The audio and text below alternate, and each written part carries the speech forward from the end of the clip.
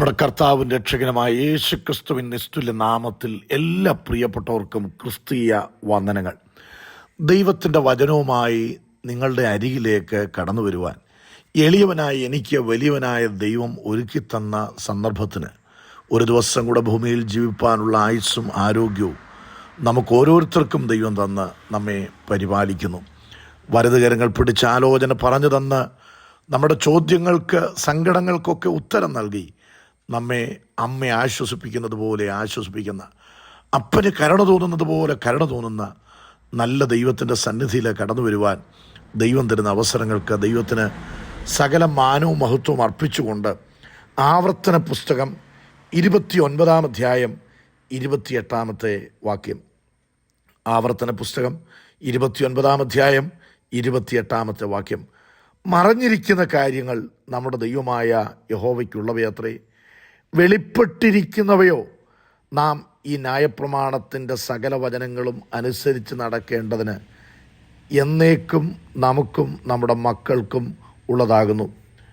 ദൈവം കാര്യങ്ങളെ ചെയ്യുന്നതിനോടുള്ള ബന്ധത്തിൽ മറഞ്ഞിരിക്കുന്ന കാര്യങ്ങളുണ്ട്, അതോടൊപ്പം തന്നെ വെളിപ്പെടുത്തി തന്നിരിക്കുന്ന കാര്യങ്ങളുണ്ട്. കാര്യങ്ങൾ മറഞ്ഞിരിക്കുമ്പോൾ ആ കാര്യം ദൈവത്തിന് മറഞ്ഞിരിക്കുകയല്ല, ദൈവത്തിൻ്റെ മുൻപിൽ സകലതും നഗ്നവും മലർന്നതുമായി കിടക്കുന്നു എന്നാണ് വായിക്കുന്നത്. ദൈവത്തിന് രഹസ്യങ്ങളില്ല. അഗ്നിജ്വാലയ്ക്കൊത്ത കണ്ണുള്ളവനായ ദൈവം ആരംഭത്തിൽ തന്നെ അവസാനം അറിയുന്നവനാണ്. പൂർവ്വകാലത്ത് തന്നെ മേലാൽ സംഭവിപ്പാനിരിക്കുന്നത് അറിയുന്ന ദൈവത്തിന് എല്ലാ കാര്യങ്ങളും നഗ്നവും മലർന്നതുമായി കിടക്കുകയാണ്. അപ്പോൾ തന്നെ നമ്മൾ മനസ്സിലാക്കേണ്ടതും നമ്മുടെ രക്ഷയ്ക്ക് പര്യാപ്തമായതുമായ കാര്യങ്ങൾ ദൈവം വെളിപ്പെടുത്തി തന്നിട്ടുണ്ട്. എല്ലാ കാര്യങ്ങളും എല്ലാ കാലഘട്ടത്തിലുമുള്ള എല്ലാവർക്കും ദൈവം വെളിപ്പെടുത്തി കൊടുത്തിട്ടില്ല. ദാനിയേൽ നിർമ്മലനായിരുന്നു, നിഷ്കളങ്കനായിരുന്നു. പല കാര്യങ്ങൾ ദാനിയേലിന് ദൈവം വെളിപ്പെടുത്തി കൊടുത്തിട്ടുണ്ട്. പഴയ നിയമ ഭക്തന്മാരായ പ്രവാചകന്മാർക്കെല്ലാം തന്നെ എല്ലാ കാര്യങ്ങളും അതിൻ്റെ പൂർണ്ണതയിൽ സ്വർഗത്തിലെ ദൈവം വെളിപ്പെടുത്തി കൊടുത്തിട്ടില്ല. നമ്മൾ സദൃശവാക്യങ്ങൾ 25-ാം അധ്യായം 2-ാം വാക്യത്തിൽ വായിക്കുന്നു, കാര്യം മറച്ചു വയ്ക്കുന്നത് ദൈവത്തിൻ്റെ മഹത്വം, കാര്യം ആരായുന്നതോ രാജാക്കന്മാരുടെ മഹത്വം. അപ്പോൾ കാര്യങ്ങൾ ചിലത് ദൈവം മറച്ചു വയ്ക്കും, അത് ദൈവത്തിൻ്റെ മഹത്വമാണ് എന്നാണ് നമ്മൾ തിരുവചനത്തിൽ വായിക്കുന്നത്. മാത്രമല്ല 1 കൊരിന്ത്യർ ലേഖനം 13-ാം അധ്യായം 10-ാം വാക്യത്തിൽ വായിക്കുന്നു, പൂർണ്ണമായത് വരുമ്പോഴോ അംശമായത് നീങ്ങിപ്പോകും. ഇപ്പോൾ നാം കണ്ണാടിയിൽ കടമൊഴിയായി ഭാഗികമായിട്ടാണ് കാണുന്നത്. എല്ലാ കാര്യങ്ങളും പൂർണ്ണമായി അതിൻ്റെതായ നിലയിൽ കാണേണ്ടതുപോലെ മനസ്സിലാക്കേണ്ടതുപോലെ മനസ്സിലാക്കാനോ തിരിച്ചറിയുവാനോ വേണ്ടവണ്ണം നമുക്ക് കഴിഞ്ഞു എന്ന് വരികയില്ല. പൂർണ്ണമായത് കർത്താവിൻ്റെ വരവിലാണ് നമുക്ക് മനസ്സിലാക്കാനായിട്ട് കഴിയുന്നത്. സകല ജാതികളുടെയും മനോഹര വസ്തു ക്രിസ്തുവാണ്. പൂർണ്ണമായത് വരും എന്ന് പറയുന്നത് യേശു ക്രിസ്തുവിൻ്റെ മടങ്ങി വരവിനോടുള്ള ബന്ധത്തിലാണ്. അപ്പോൾ ഞാൻ പറഞ്ഞു വരുന്നതിൻ്റെ ആശയം, മറഞ്ഞിരിക്കുന്ന കാര്യങ്ങൾ നമ്മുടെ ദൈവമായ യഹോവയ്ക്കുള്ളതാണ്. വെളിപ്പെട്ടിട്ടുള്ള കാര്യങ്ങളോ നാം ഈ നിയമത്തിൻ്റെ വചനങ്ങൾ പാലിക്കേണ്ടതിന് എന്നേക്കും നമുക്കും നമ്മുടെ മക്കൾക്കുമുള്ളതാണ്. എല്ലാ കാര്യങ്ങളും ദൈവം വെളിപ്പെടുത്തി തരികയില്ല എന്ന് പറഞ്ഞല്ലോ. നമ്മുടെ ജീവിതത്തിൽ സംഭവിക്കുന്ന എല്ലാ കാര്യങ്ങളും അതിൻ്റെ ഉത്തരം പെട്ടെന്ന് നമുക്ക് എന്ത് ചെയ്യത്തില്ല, കിട്ടുകയില്ല. ചില കാര്യങ്ങൾ എന്തുകൊണ്ട് സംഭവിച്ചു എന്ന് നമ്മൾ ദൈവത്തോട് ആരോടും ചോദിക്കാതെ ഉള്ളം കൊണ്ട് ചോദിക്കുമ്പോൾ കാലക്രമേണ കണ്ണടയുന്നതിന് മുൻപേ, ഈ ഭൂമിയിൽ നിന്ന് നമ്മൾ മാറ്റപ്പെടുന്നതിന് മുൻപേ ചിലതിൻ്റെ ഉത്തരങ്ങൾ സ്വർഗത്തിൽ ദൈവം തരും. ദൈവത്തിൻ്റെ ദാസനായ അബ്രഹാം, അദ്ദേഹം ദീർഘവർഷങ്ങൾ ജീവിച്ചിരുന്നു.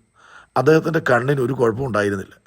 എന്നാൽ അദ്ദേഹത്തിൻ്റെ മകനായിരിക്കുന്ന ഇസഹാക്ക്, അദ്ദേഹത്തിൻ്റെ ദാമ്പത്യ ജീവിതത്തിൽ 2 മക്കളെ ദൈവം കൊടുത്തു. അധികം താമസിയാതെ അദ്ദേഹത്തിൻ്റെ കണ്ണെന്ത് ചെയ്തു, മങ്ങി.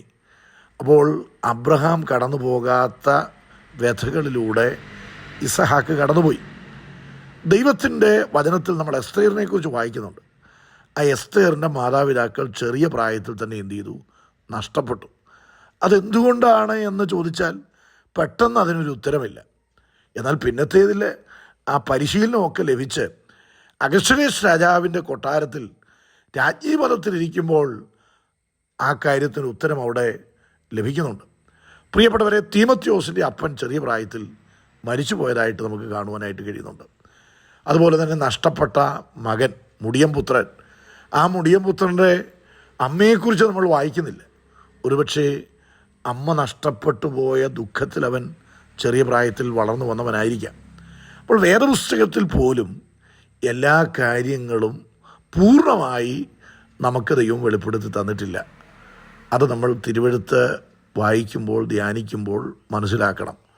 നമ്മുടെ രക്ഷയ്ക്കുതകുന്ന കാര്യങ്ങൾ, അപ്പോൾ തന്നെ നമ്മുടെ ചോദ്യങ്ങൾക്ക് ശക്തമായ മറുപടികൾ നാം ദൈവത്തിൻ്റെ വചനത്തിലേക്ക് ശ്രദ്ധ ചെലുത്തുമ്പോൾ അതിനെല്ലാം ഉത്തരം ദൈവം നമുക്ക് തരുവാനായിട്ടിടയായിത്തീരും.